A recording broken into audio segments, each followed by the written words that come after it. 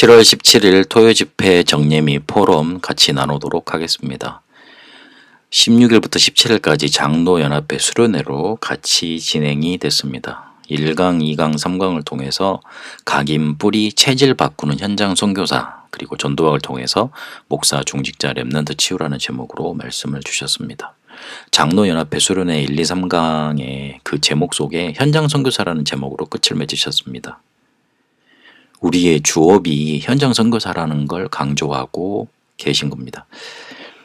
우리가 돈 버는 것이 주업이 아니고 현장 살리는 선교사라는 걸 우리의 주업이라고 붙잡을 때 그 생각 하나로 흑암세를 무너뜨릴 수 있다 하셨습니다. 1강을 통해서 각인 바꾸는 현장 선교사라는 제목을 주셨는데 지금 3단체가 눈에 안 보이는 조직을 가지고 세상을 멸망으로 이끌고 있다. 그런데 우리에게는 눈에 안 보이는 콘텐츠라는 본질을 주셨고 눈에 안 보이는 시스템을 가지고 시대를 살릴 수 있는 축복을 허락해 주셨다. 그런데 그렇게 주신 본질과 시대 회복의 말씀 언약과 우리의 현실과는 갭이 있기 때문에 그 갭 속에서 갭을 인지하고 시작을 해야 된다 그러셨습니다. 키는 본질 회복과 시대 회복이라고 그러셨어요. 그러면 눈에 안 보이는 콘텐츠라는 본질을 회복해야 되겠는데 어떤 것이냐? 절대 불가능을 절대 가능으로 바꾸는 오직 유일성 재창조의 언약을 주셨다 하셨습니다. 요한복음 19장 30절에 다 끝내셨는데 138로 다 이루었다고 우리에게 말씀 주셨어요. 그 말씀을 붙들고 이거를 콘텐츠로 만들어서 바꾸는 응답으로 이어가야 된다. 그런 모델로 우리가 본을 받았다 말씀 주셨습니다. 우리가 무능하기 때문에 권세로 대체하셨다 하셨어요.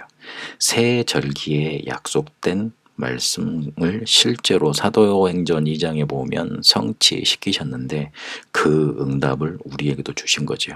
그렇게 우리는 현장에 잘못된 것 각인 바꾸는 사람으로 우리가 쓰임받고 인도받게 되는 겁니다. 눈에 안 보이는 콘텐츠라는 본질을 회복했으면 눈에 안 보이는 시스템 가지고 시대를 회복하는 응답을 누려야 되겠는데 산업과 교회 이게 237로 연결해야 되겠다. 그 언약만 붙잡으면 된다 그러셨어요. 결과적으로 우리가 못하더라도 이 언약을 붙잡고 있으면 후대를 통해서 237을 살리는 일 응답 허락하신다 말씀 주셨습니다. 이 강을 통해서 뿌리 바꾸는 현장 선교사라는 제목으로 말씀을 주셨는데 이때 우리에게 오는 응답이 뭐냐면 영적 플랫폼이 되어져서 사람들을 살리고 응답으로 이끌 수 있다. 그렇게 된다 말씀 주셨습니다. 우리가 보좌와 시공과 시공간 초월과 237 빛을 계속 기도로 누리고 있으면 우리의 근본이 살아난다 그러셨습니다. 말씀으로 각인된 걸 바꾸고 기도로 뿌리를 내려주고 그리고 치유와 증인의 언약 붙잡고 전도로 체질을 바꿀 때 우리를 증인으로 세우는 응답 누리게 되는 거지요. 우리가 복음 누리는 기도를 계속하고 있을 때 나를 바꾸는 시간표가 우리에게 나타나고 그리고 새로운 뿌리가 내려진다 하셨습니다. 사도행전 6장에 있는 중직자들처럼 믿음 충만, 지혜 충만, 성령 충만의 응답 누리게 되는 거죠. 이때 보이는 게 24 누릴 수 있는 꿈이 우리에게 누려진다 그랬습니다. 그 꿈은 하나님이 주신 비전에서 왔고 그리고 그 비전은 언약에서 온 거죠. 이 꿈을 24 누리고 있을 때 실제로 나타나는 하나님의 이미지가 보이고 그리고 작품으로 연결되는 겁니다.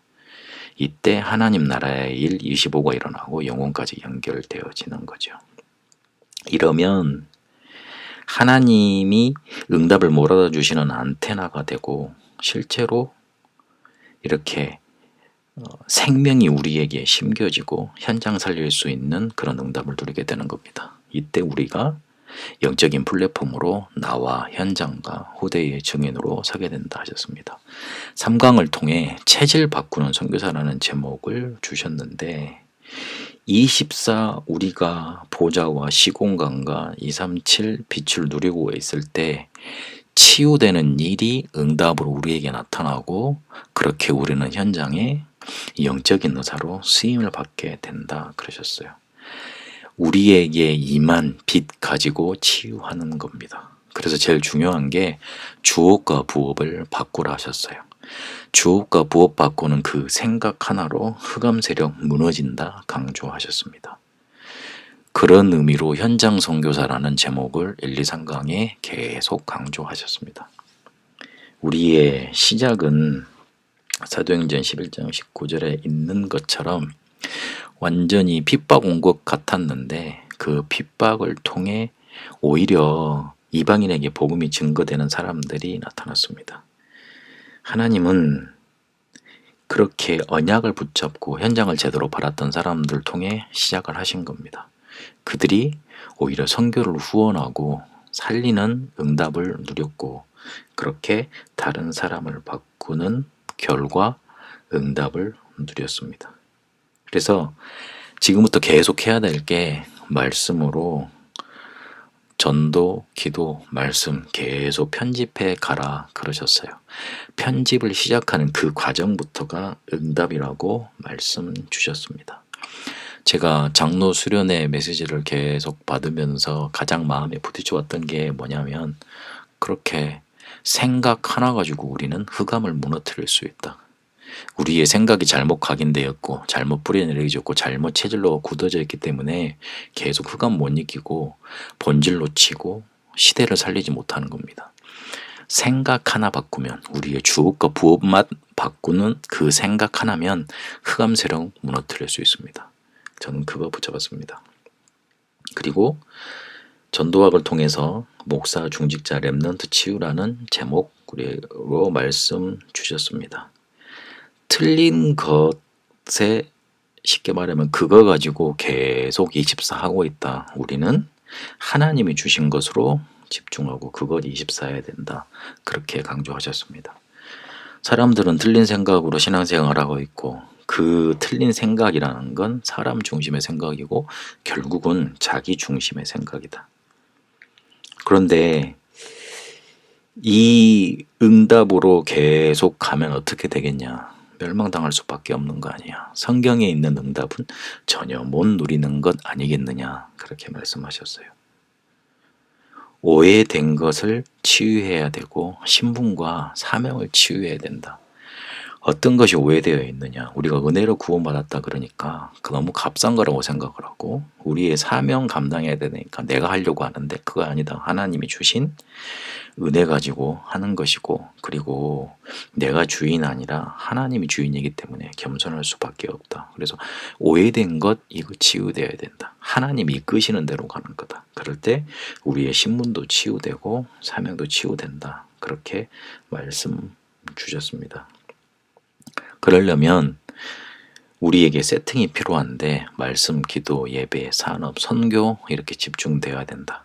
말씀을 통해 보좌와 시공간과 237의 흐름 이거를 붙잡아야 된다. 그럴 때 보좌를 누리는 기도, 시공간 축복을 초월하는 예배, 237과 연결되는 산업 집중하게 된다.